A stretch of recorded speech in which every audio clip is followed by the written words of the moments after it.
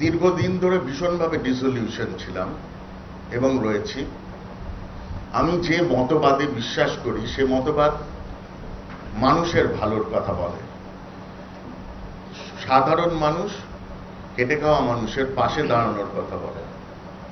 এই মুহূর্তে অন্তত পশ্চিমবঙ্গে এদের ছাড়া আমি কাউকে দেখতে পাচ্ছি না, সেটাই আমার ডিসিশন। তার মানে এই নয় যে আমি তৃণমূল হয়ে গেছি।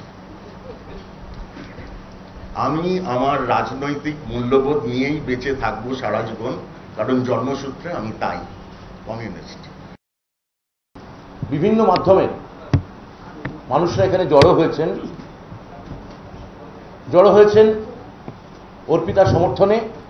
আমরা সমবেতভাবে অর্পিতা ঘোষকে সংসদে যাতে তিনি প্রতিনিধি হয়ে যেতে পারেন, এবং আমরা মনে করছি বালুরঘাটের মানুষের সুখ দুঃখের পাশাপাশি, রাজ্যের মানুষের সুখ দুঃখের পাশাপাশি, যা আমাদের শিল্পকলা, শুধু শিল্পকলা নয়, মাইনরিটি আর্ট, তার কথাও যাতে তিনি তুলে ধরতে পারেন, সেই ব্যাপারে আমরা তার উপর আমরা প্রত্যাশা রাখছি।